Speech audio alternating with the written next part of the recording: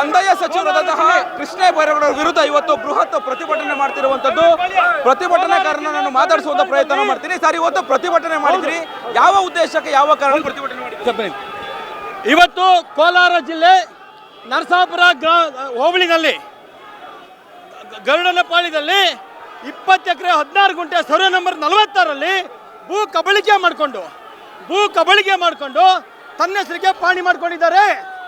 ಅದೇ ಗ್ರಾಮದ ಗರುಡನಪಾಳ್ಯ survey number 47ರಲ್ಲಿ 1 ಎಕರೆ ಸ್ಮಶಾನದ ಭೂಮಿನ ತಮ್ಮ ಹೆಸರಿಗೆ ಸ್ವಂತ ಹೆಸರಿಗೆ ಮಾಡ್ಕೊಂಡಿದ್ದಾರೆ, ಪಾಣಿ ಮಾಡಿಸ್ಕೊಂಡಿದ್ದಾರೆ. ಇವರು ಸಚಿವರಾಗ್ಲಿಕ್ಕೂ ನಾಲಾಯಕು, ಶಾಸಕರಾಗ್ಲಿಕ್ಕೂ ನಾಲಾಯಕು. ಇಂಥವರಿಂದ ಈ ದೇಶ ಉದ್ಧಾರ ಆಗಲ್ಲ, ಈ ರಾಜ್ಯ ಉದ್ಧಾರ ಆಗಲ್ಲ. ಸನ್ಮಾನ್ಯ ಕೃಷ್ಣ ಬೈರೇಗೌಡರು ರಾಜೀನಾಮೆ ಕೊಡಬೇಕು, ಅಲ್ಲಿ ತನಕ ನಮ್ಮ ಹೋರಾಟ ಮುಂದುವರಿಯುತ್ತೆ ಅಂತಕ್ಕಂಥದ್ದು ಈ ಹೋರಾಟ ಮಾಡ್ತಾ ಇದ್ದೀವಿ. ಯಾವ ವರ್ಷದಲ್ಲಿ ಆಗಿರುವಂಥದ್ದು? 23-24ರಲ್ಲಿ 23-24ನೇ ಸಾಲಿನಲ್ಲಿ ಕೋಲಾರ ಜಿಲ್ಲೆಯ ನರಸಾಪುರ ಹೋಬಳಿಯ ಗರುಡನಪಾಳ್ಯದಲ್ಲಿ ಸರ್ವೆ ನಂಬರ್ 46ರಲ್ಲಿ ಸರ್ವೆ ನಂಬರ್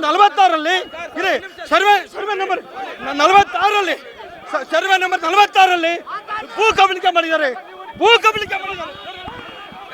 ಇದಿಷ್ಟು ಪ್ರತಿಭಟನಾಕಾರರು ಹೇಳುವಂಥದ್ದು. ಅಂದ್ರೆ ಕಂದಾಯ ಸಚಿವರು ಕೃಷ್ಣ ಬೈರೇಗೌಡರು ಭೂ ಕಬಳಿಕೆ ಮಾಡಿದ್ದಾರೆ ಅನ್ನುವಂತಹ ಉದ್ದೇಶದಲ್ಲಿ ಇವತ್ತು ಬೆಂಗಳೂರಿನ ಬ್ಯಾಟರಾಯನಪುರದ ಈ ಒಂದು ಸಿಗ್ನಲ್ ಅಲ್ಲಿ ಬೃಹತ್ ಪ್ರತಿಭಟನೆ ಕೂಡ ಹಮ್ಮಿಕೊಂಡಿದ್ದಾರೆ. ಈಗಾಗಲೇ ಪ್ರತಿಭಟನಾಕಾರರನ್ನ ಬಂಧಿಸಲಿಕ್ಕೆ ಪೊಲೀಸರು ಹರಸಾಹಸ ಮಾಡ್ತಿರುವಂಥದ್ದು.